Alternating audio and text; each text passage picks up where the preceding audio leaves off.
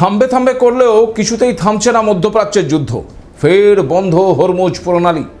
পাকিস্তানের শান্তির দূত সাজার স্বপ্ন ভঙ্গ করেছে ইরান। সোমবার পাকিস্তানে আমেরিকার সঙ্গে ইরানের শান্তি বৈঠক ভেস্তে দিয়েছে ইরান। আমেরিকার সঙ্গে নতুন কোনো দফার আলোচনায় অংশ নেওয়ার পরিকল্পনা এখন ইরানের নেই বলেই জানিয়ে দিয়েছে তারা। এদিকে হরমুজ প্রণালীতে ইরানের পণ্যবাহী জাহাজ দখল করে নিয়েছে আবার আমেরিকা। ওমান সাগরে ইরানি জাহাজ লক্ষ্য করে হামলা চালিয়েছে মার্কিন নৌসেনা, পাল্টা দিয়েছে তেহরানও। মধ্যপ্রাচ্যে কি তবে ফের যুদ্ধ শুরু হলো? এবার তেল রপ্তানি নিয়ে গোটা বিশ্বকে সতর্ক করছে ইরান। তবে এবার সামনে অপেক্ষা করছে আরও ভয়ঙ্কর কঠিন দিন। এর মাঝে আমেরিকাকে তোপ দেগে আমির শাহী জানিয়ে দিয়েছে যে সে দেশের সমস্ত মার্কিন সেনাঘাঁটি বন্ধ করা হোক। আবার তথ্য বলছে জনপ্রিয়তা কমছে মার্কিন প্রেসিডেন্টের। তাহলে কি এবার কোণঠাসা হয়ে পড়েছেন ডোনাল্ড ট্রাম্প? নমস্কার, আপনারা দেখতে শুরু করে দিয়েছেন এডিটরস ডায়েরি। আমি ভাস্কর দত্ত আরও একটি নতুন এপিসোডে আপনাদেরকে স্বাগত জানাই। মধ্যপ্রাচ্য কি আবার আগুনের দিকে হাঁটছে? ইরান আর আমেরিকার মধ্যে নতুন করে যে উত্তেজনার ছবি উঠে আসছে তা শুধুমাত্র দুটো দেশের দ্বন্দ্ব নয়, বরং পুরো বিশ্বের জন্য এক অশনি সংকেত। গত 19 এপ্রিল হরমুজ প্রণালীতে ইরানের পতাকাবাহী একটি কার্গো জাহাজ আটক করেছে মার্কিন নৌসেনা। এই প্রথম ইরানের জলসীমায় ঢুকে ইরানেরই কোনো তেলবাহী জাহাজ দখল করল ওই মার্কিন যুক্তরাষ্ট্র। মার্কিন প্রেসিডেন্ট ডোনাল্ড ট্রাম্প আবার জানিয়েছেন যে ইরানের তৌস্কা নামের জাহাজটি ওমান উপসাগরে আটক করা হয়, কারণ মার্কিন ডেস্ট্রয়ার জাহাজটিকে থামার সংকেত দিলেও তা অমান্য করায় মার্কিন বাহিনী জাহাজটির ইঞ্জিন রুমে গোলাবর্ষণ করে এবং সেটিকে অচল করে দেয়। এরপর হেলিকপ্টার থেকে মার্কিন মেরিন সেনারা ওই জাহাজে নেমে সেটির নিয়ন্ত্রণ নেয়। ডোনাল্ড ট্রাম্প প্রশাসনের দাবি জাহাজটি ইরানের ওপর আরোপিত অর্থনৈতিক অবরোধ লঙ্ঘন করে অগ্রসর হচ্ছিল। বর্তমান জাহাজটির পণ্য পরীক্ষা করে দেখা হচ্ছে বলেই জানা যাচ্ছে। আর মার্কিন এই আগ্রাসনের বিরুদ্ধে বদলার বার্তা দিচ্ছে কিন্তু তেহরান। ইরানের সেনাবাহিনী আবার বিবৃতি দিয়ে জানিয়েছে ইরানের সশস্ত্র বাহিনী শীঘ্রই এর জবাব দেবে এবং মার্কিন সেনার এই সশস্ত্র ছিনতাইয়ের বদলা নেবে।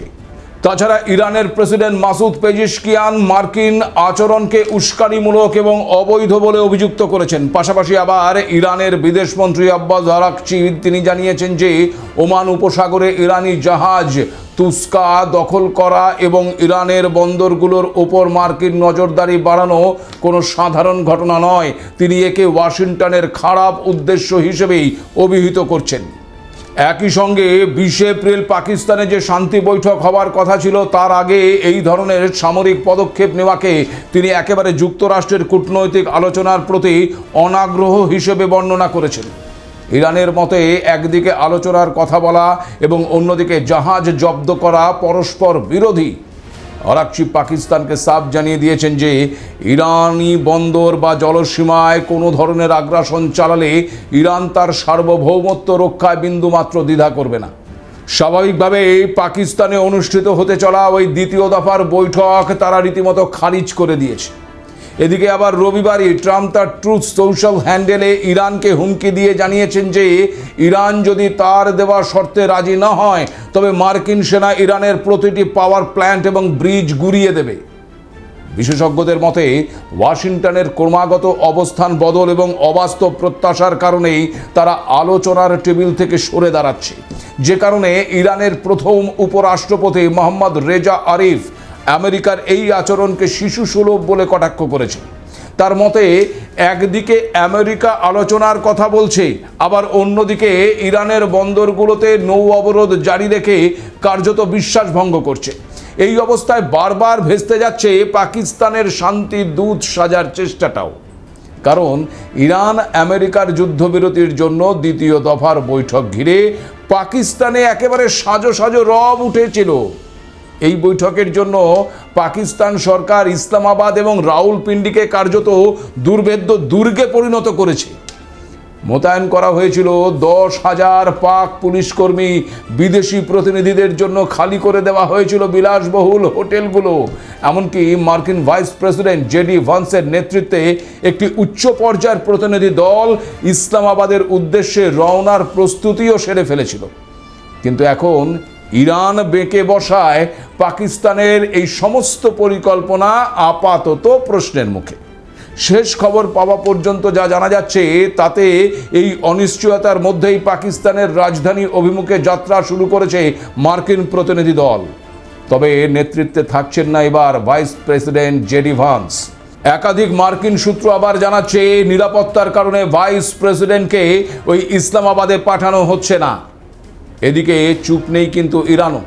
ইরানের জাহাজকে যুক্তরাষ্ট্র আটক করায় সশস্ত্র জলদস্যুতা হিসাবে গোটা ঘটনাকে তারা কিন্তু অভিহিত করছে এবং সরাসরি পাল্টা জবাব দিয়েছে। তারা ড্রোন হামলা চালিয়েছে ওমান উপসাগরে মোতায়েন করা ওই মার্কিন রণতরীগুলোকে লক্ষ্য করে। ইরানের হজরত খতম আল আনবিয়া সামরিক সদর দপ্তর এই হামলার দায় স্বীকার করেছে। আর ইরানের এই খতম আল আনবিয়া কেন্দ্রীয় কামান সদর দপ্তরের এক মুখপাত্র বলেছেন দেশটির সশস্ত্র বাহিনী এর যোগ্য জবাব দেবে। আবার শনিবারই হরমুজ প্রণালীতে এভারগ্লেডস নামক একটি কন্টেনার জাহাজকে লক্ষ্য করে সতর্কতামূলক গুলিবর্ষণ করেছিল ইরানি বাহিনী। ইরান স্পষ্ট জানিয়েছে যে তাদের বন্দরগুলোর ওপর মার্কিন নৌ অবরোধ বহাল থাকা অবস্থায় তারা এই কৌশলগত জলপথে কোনো জাহাজকে অবাধে চলতে দেবে না। এই আবহে হরমুজকে কেন্দ্র করে ফের একবার মধ্যপ্রাচ্যে বড় সংঘর্ষ শুরুর সম্ভাবনা কিন্তু দেখা দিচ্ছে। যদিও রবিবার আগ বাড়িয়ে মার্কিন প্রেসিডেন্ট ঘোষণা করেছিলেন যে দ্বিতীয় দফার বৈঠকে চূড়ান্ত সমাধান সূত্র মিলবে, কিন্তু সেই সম্ভাবনা আপাতত দেখা যাচ্ছে না। কারণ ইরানের সংসদের স্পিকার মোহাম্মদ বাগের গালিবাফ হুঁশিয়ারি দিয়ে জানিয়ে দিয়েছেন যে আমেরিকা যদি সামান্যতম ভুল পদক্ষেপ করে তবে ইরান পূর্ণ শক্তিতে তার মোক্ষম জবাব দেবে। বুঝতেই পারছেন যে ফের একবার যুদ্ধের আশঙ্কায় কিন্তু তীব্র হয়ে উঠছে। উদ্বেগ আরও বাড়িয়ে দিচ্ছে ইরানের আম জনতার বিক্ষোভ। ওমান উপসাগরে ইরানি জাহাজ আটকের প্রতিবাদে তেহরানের রাস্তায় হাজার হাজার মানুষ স্বতঃস্ফূর্ত বিক্ষোভে ফেটে পড়েছে। স্লোগান উঠেছে, আমরা যুদ্ধকে ভয় পাই না। আল জাজিরা এবং রয়টার্সের প্রতিবেদন সূত্রে জানা যাচ্ছে যে আমেরিকার প্রতি চরম অবিশ্বাস দেখিয়ে সরকারকে কোনোভাবেই পিছু না হটার এবং শর্তহীন নতি স্বীকার না করার আহ্বান জানাচ্ছে সে দেশের সাধারণ নাগরিকরা। বিক্ষোভকারীদের মতে যুক্তরাষ্ট্র কখনোই তাদের প্রতিশ্রুতি রক্ষা করেনি, তাই চাপের মুখে আমেরিকাকে নতি স্বীকার করতে বাধ্য করাই এখন ইরানের প্রধান লক্ষ্য হওয়া উচিত। ইরানের জনগণের এই অনড় অবস্থানও কি পাকিস্তানে শান্তি আলোচনার ওপর প্রবল চাপ সৃষ্টি করেছে, কূটনৈতিক সমাধানের পথকে আরও জটিল করে তুলেছে। তেমনটি কিন্তু মনে করছেন বিশেষজ্ঞরা। আবার সে দেশের সাধারণ মানুষ এবং সরকারের প্রভাবশালী নেতা ইব্রাহিম আজিজি তিনি স্পষ্ট করে দিয়েছেন যে তারা কূটনীতিকে আলাদা করে কোনো শান্তি প্রক্রিয়া নয়, বরং যুদ্ধক্ষেত্রেরই একটি অংশ হিসেবে দেখছেন। এমন উত্তপ্ত পরিস্থিতিতে পাকিস্তানের মধ্যস্থতায় ইসলামাবাদে নির্ধারিত শান্তি আলোচনাটি এখন চরম অনিশ্চয়তার মুখে পড়েছে।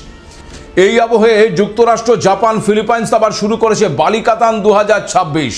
কি এই বালিকাতান, তাই তো? তাহলে কি আগামীতে ফের বড় যুদ্ধের পূর্বাভাস? মধ্যপ্রাচ্যের যুদ্ধ কি ফের একবার শুরু হতে চলেছে? দ্বিতীয় দফার বৈঠক ভেস্তে যাওয়ার পর এটাই এখন সবচেয়ে বড় প্রশ্ন। এই পরিস্থিতিতে মার্কিন প্রেসিডেন্ট ডোনাল্ড ট্রাম্প এবং পাকিস্তানের সেনা প্রধান আজিম মুনিরের মধ্যে ফোন আলাপ হয়েছে বলেই জানা যাচ্ছে। তবে শান্তি চুক্তি আপাতত 20 বাও জলে। ঠিক এই আবহে যুক্তরাষ্ট্র, জাপান, ফিলিপিন্স আবার শুরু করেছে বালিকাতান 2026। প্রশ্ন হচ্ছে কি এই বালিকাতান, তাই তো? এটি মূলত একটি ত্রিদেশীয় এবং বহুজাতিক সামরিক কৌশল প্রদর্শনী। এই মহড়াটি 20 এপ্রিল 2026-এ শুরু হয়েছে এবং এটি আগামী 8 মে 2026 পর্যন্ত চলবে। এটি পুরো ফিলিপাইন্স দ্বীপপুঞ্জ জুড়ে পরিচালিত হচ্ছে। বিশেষ করে তাইওয়ান প্রণালীর নিকটতম লুজন দ্বীপের উত্তর উপকূল এবং বিতর্কিত দক্ষিণ চীন সাগরের পশ্চিম তীরবর্তী এলাকাগুলোতে এই মহড়াগুলো অনুষ্ঠিত হচ্ছে বলেই জানা যাচ্ছে। দক্ষিণ চীন সাগরে চীনের ক্রমবর্ধমান সামরিক উপস্থিতি এবং চাপের বিরুদ্ধে নিজেদের সংহতি প্রদর্শন করা এই মহড়ার নাকি প্রধান উদ্দেশ্য। আকাশ, স্থল, সমুদ্র এবং সাইবার জগতে তিনটি দেশের কিভাবে সমন্বয় সাধন করা যায় তার প্রচেষ্টা চলছে এই মহড়ার মাধ্যমে। এছাড়াও আপনাদের আরও জানিয়ে রাখি যে 1945 সালের পর এই প্রথম জাপানি কমব্যাট ট্রুপস বা লড়াকু সেনা ফিলিপাইন্সের মাটিতে কোনো সক্রিয় সামরিক মহড়ায় অংশ নিল। জাপান এই মহড়ায় তাদের 1400 জন সৈন্য এবং শক্তিশালী টাইপ 88 জাহাজ বিধ্বংসী মিসাইল সিস্টেম পাঠিয়েছে বলেই জানা যাচ্ছে। সব মিলিয়ে এই মহড়ার মোট 17,000 জনেরও বেশি সেনা সদস্য অংশ নিয়েছেন, যার মধ্যে 10,000 জন যুক্তরাষ্ট্রের। জাপান ছাড়াও অস্ট্রেলিয়া, ফ্রান্স, কানাডা এবং নিউজিল্যান্ডের সামরিক প্রতিনিধিরাও এই মহড়ায় সক্রিয়ভাবে যুক্ত রয়েছে বলে জানা যাচ্ছে। এদিকে চীনের প্রতিরক্ষা মন্ত্রণালয় এই মহড়াকে আগুনের সঙ্গে খেলা বলে অভিহিত করেছে। তাদের মতে ফিলিপিন্স বাইরের শক্তিকে ডেকে এনে এই অঞ্চলে যুদ্ধের উস্কানি দিচ্ছে। চীন দাবি করেছে যে দক্ষিণ চীন সাগরের বিতর্কিত অঞ্চলে মহড়া চালিয়ে যুক্তরাষ্ট্র এবং তার মিত্ররা চীনের সামুদ্রিক সীমানা এবং সার্বভৌমত্ব লঙ্ঘন করছে। আর এই মহড়া শুরুর পরপরই চীন ওই অঞ্চলে তাদের নিজস্ব যুদ্ধ জাহাজ এবং গোয়েন্দা বিমান মোতায়েন করা শুরু করেছে। চীনের রাষ্ট্রীয় সংবাদ মাধ্যম গ্লোবাল টাইমস জানিয়ে দিয়েছে যে পিএলএ যে কোনো পরিস্থিতির জবাব দিতে সবসময় প্রস্তুত। একই সঙ্গে চীন আবার ইঙ্গিত দিয়েছে যে ফিলিপিন্স যদি আমেরিকার সঙ্গে সামরিক সম্পর্ক আরও ঘনিষ্ঠ করে তবে এর প্রভাব দুই দেশের বাণিজ্যিক সম্পর্কের উপর পড়তে পারে। আবার আমেরিকার দ্বারা ইরানের জাহাজ আটকের ঘটনা নিয়েও সরব হয়েছে কিন্তু চীন। এই ঘটনায় তীব্র উদ্বেগ এবং নিন্দা প্রকাশ করে চীন সতর্ক করেছে যে হরমুজ প্রণালীর পরিস্থিতি অত্যন্ত সংবেদনশীল এবং জটিল, তাই সংঘাত আরও না বাড়িয়ে স্বাভাবিক নৌ চলাচলের পরিবেশ তৈরির আবেদন জানিয়েছে তারা। সব মিলিয়ে এবার আমেরিকা এবং চীনের সংঘাত কিন্তু তীব্র হওয়ার একটা সম্ভাবনা দেখা দিচ্ছে। আর এখানে একটা ছোট্ট তথ্য আপনাদেরকে দিয়ে রাখি। একটি নতুন এনবিসি নিউজ জরিপে দেখা যাচ্ছে যে মধ্যপ্রাচ্যের যুদ্ধের কারণে মার্কিন প্রেসিডেন্ট ডোনাল্ড ট্রাম্পের জনপ্রিয়তা তার দ্বিতীয় মেয়াদে সবচেয়ে নিচে নেমে গেছে, মাত্র 37%। সমীক্ষায় অংশ নেওয়া 63% মানুষ তার কাজের বিরোধিতা করেছেন, আর প্রায় অর্ধেক মানুষ খুবই কঠোরভাবে অসন্তোষ প্রকাশ করেছেন ট্রাম্পের বিরুদ্ধে। যুদ্ধ পরিস্থিতি সামলানোর ক্ষেত্রেও মতভেদ দেখা যাচ্ছে। মাত্র 33% মানুষ সমর্থন জানালেও 67% বিরোধিতা করেছেন। রাজনৈতিক দলভিত্তিকভাবে এই বিভাজনটা আরও স্পষ্ট, যেখানে ডেমোক্রেট এবং নির্দল ভোটারদের বড় একটা অংশ এবং তরুণদের মধ্যে যুদ্ধের বিরুদ্ধেই মতামত বেশি লক্ষ্য করা গেছে। রাজনৈতিক বিশ্লেষকরা এর পেছনে তিনটি প্রধান কারণ দেখছেন। প্রথমত, যুদ্ধের আশঙ্কায় যুক্তরাষ্ট্রের জ্বালানি তেলের দাম প্রতি গ্যালনে $1.5 পর্যন্ত বেড়ে গেছে, যা সাধারণ মানুষের ক্ষোভের প্রধান কারণ। পাকিস্তানে নির্ধারিত বৈঠকটি ভেস্তে যাবার উপক্রম হওয়ায় আমেরিকানরা মনে করছেন সরকার সংকট সমাধানে ব্যর্থ। আর শেষমেশ ওমান উপসাগরে ড্রোন হামলার পর আমেরিকানরা আশঙ্কা করছেন যে এটি আরেকটি দীর্ঘমেয়াদী এবং রক্তক্ষয়ী যুদ্ধে পরিণত হতে চলেছে। যদিও কট্টর রিপাবলিকানদের 85% এখনও ট্রাম্পকে সমর্থন করছেন, কিন্তু দলের ভেতরে একটা বড় অংশ ইতিমধ্যেই যুদ্ধের দীর্ঘস্থায়ী প্রভাব নিয়ে উদ্বিগ্ন। সেনেটর র্যান্ড পলের মতো নেতারা ইরান যুদ্ধে ট্রাম্পের একক ক্ষমতা খর্ব করার পক্ষে ভোট দিয়েছেন। এমনকি টেক্সাসের সেনেটর নাথানিয়েল মোরন এবং আলাস্কার লিসা মুরকোস্কি ট্রাম্পের ইরানি সভ্যতা ধ্বংস করার হুমকির কড়া সমালোচনা করেছেন। 2026-এর মধ্যবর্তী নির্বাচন ঘনিয়ে আসায় রিপাবলিকান নেতারা ভয় পাচ্ছেন যে তেলের দাম বৃদ্ধি এবং মুদ্রাস্ফীতির কারণে তারা কংগ্রেসের নিয়ন্ত্রণ হারাতে পারেন। আর ডেমোক্রেট প্রতিনিধি রো খান্না সরাসরি বলেছেন যে ট্রাম্প ইরান ইস্যুতে দিশাহীন হয়ে পড়েছেন এবং তার ভুল নীতির কারণেই হরমুজ প্রণালীতে চীনের প্রভাব বাড়ছে। ফলে বুঝতেই পারছেন যে মধ্যপ্রাচ্যের এই অগ্নিগর্ভ পরিস্থিতি ধীরে ধীরে এক বৈশ্বিক শক্তির সংঘর্ষে রূপ নেওয়ার পথেই কিন্তু এগোচ্ছে। প্রশ্ন উঠছে, ডোনাল্ড ট্রাম্পের ক্রমহ্রাসমান এই জনপ্রিয়তা এবং অভ্যন্তরীণ রাজনৈতিক চাপ কি তাকে আরও আক্রমণাত্মক করে তুলবে? কারণ সাম্প্রতিক এই সমীক্ষা বলছে, যুদ্ধ পরিস্থিতি সামলাতে ব্যর্থতার অভিযোগে মার্কিন জনগণের বড় অংশ তার বিরোধিতা করছে। আর ইতিহাসের দিকে তাকালে আবার দেখা যাচ্ছে, এমন পরিস্থিতিতে বহু নেতাই দেশের ভেতরের সংকট থেকে নজর ঘোরাতে বাইরের সংঘাতকে তীব্রতর করেছেন। ফলে হরমুজ প্রণালীতে মার্কিন নৌবাহিনীর আগ্রাসী পদক্ষেপ, ইরানের জাহাজ দখল কিংবা সামরিক মহড়া, এসব কি শুধুই কৌশলগত নিরাপত্তা, নাকি এর পেছনে রয়েছে রাজনৈতিক বার্তা দেওয়ার চেষ্টাটাও? এই সমীকরণকে আরও জটিল করে তুলেছে চীনের অবস্থান। কারণ বিশ্ব বাজারে জ্বালানি সরবরাহ এবং বাণিজ্যিক রুট সুরক্ষার প্রশ্নে ইরানের সঙ্গে তাদের স্বার্থ কিন্তু সরাসরি জড়িত।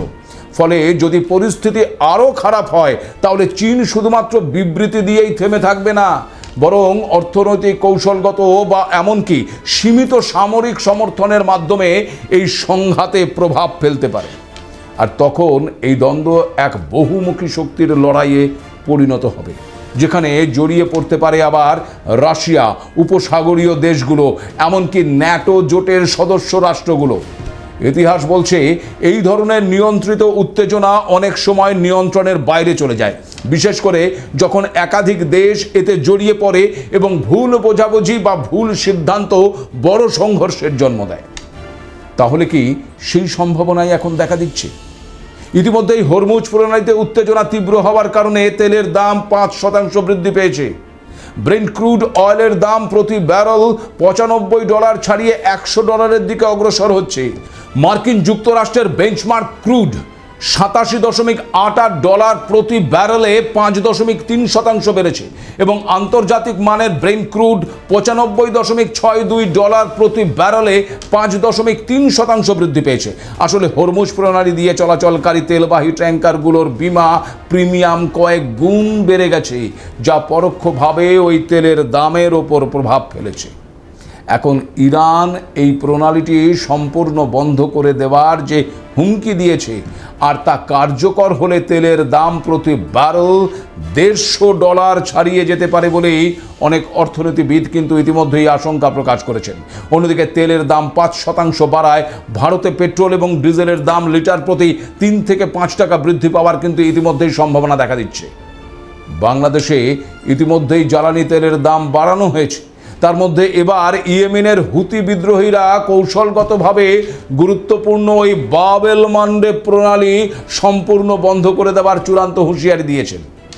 19 এপ্রিল ইয়েমেনের উপ বিদেশমন্ত্রী হোসেন আল এজি এক বিবৃতিতে স্পষ্ট জানিয়েছেন যে যদি হুতি প্রশাসন এই প্রণালী বন্ধের সিদ্ধান্ত নেয়, তবে পৃথিবীর কোনো শক্তি তা পুনরায় খুলে দিতে পারবে না। হুতিরা দাবি করেছে, ট্রাম্প প্রশাসন এবং তাদের মিত্ররা যদি শান্তির পথে বাধা সৃষ্টি করে এবং ইরানের ওপর নৌ অবরোধ বন্ধ না করে, তবে তারাই প্রণালীটি বন্ধ করে দেবে। ফলে বুঝতেই পারছেন পরিস্থিতি কতটা ভয়াবহ হতে চলেছে। এই অবস্থায় এখন পূর্ণাঙ্গ যুদ্ধ শুরু হলে তার ক্ষতি এতটাই ভয়াবহ হবে যে কোনো পক্ষই দীর্ঘমেয়াদে লাভবান হবে না, বরং গোটা বিশ্ব অর্থনীতি, জ্বালানি বাজার, আন্তর্জাতিক বাণিজ্য এবং মানবিক পরিস্থিতি ভয়াবহ সংকটে পড়বে। ফলে শেষমেশ সব পক্ষই আবার আলোচনার টেবিলে ফিরতে বাধ্য হবে।